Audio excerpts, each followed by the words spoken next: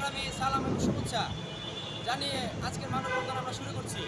আজকের মানববন্ধনের উল্লেখযোগ্য বিষয় বিগত দিনে স্বৈরাচার আমলাতন্ত্র এবং স্বৈরাচার দোসরদের নিয়ে আজকের যে বৈঠক, এই বৈঠকে সরকার কেমন সংস্কার করবে সেটা আমাদের কাছে প্রশ্নবিদ্ধ হয়ে গেছে। এই বিষয়ে আমাদের এই পর্যায়ে বক্তব্য রাখবে রাজু আহমেদ খান।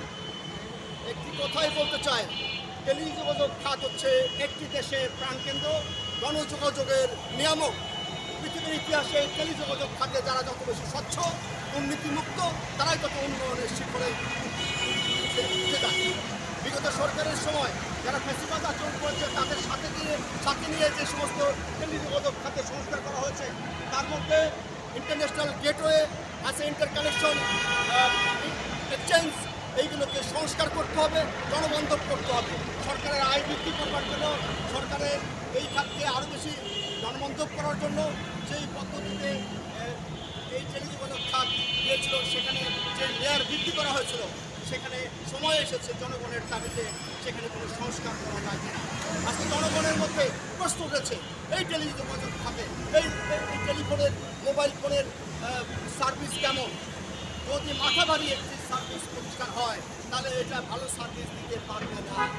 আমরা তাই এই যে সাধারণ জনগণ, জুলাই যোদ্ধা, জুলাই চেতনার মানুষ, রাজপথের লড়াকু সৈনিক, আমরা এটাই বলতে চাই, সরকার যেন এই বিষয়টা খেয়াল রাখে।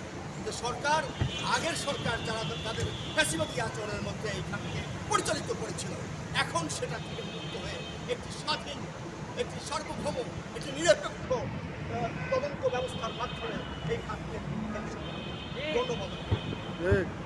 ধন্যবাদ রাজু আহমেদকে। আমরা আবারও বলতে চাই, আজকের যে আয়োজিত মানববন্ধন উপেক্ষা করে বলতে চাই যে সরকার অবশ্যই গণতান্ত্রিক ধারায় সে নির্বাচিত সরকার নির্বাচিত হওয়ার পরবর্তীতে থেকে আমরা দেখেছি যে সরকার অবশ্যই আমাদের দেশের কল্যাণকর পরিস্থিতি তৈরি করার জন্য তারা জানে আমাদের পক্ষে সবসময়ের জন্য কাজ করে।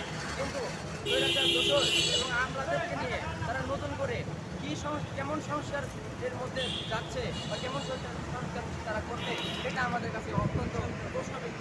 আমরা অবিলম্বে বলে দিতে চাই যে জুলাই যোদ্ধারা যতদিন পর্যন্ত বেঁচে আছে,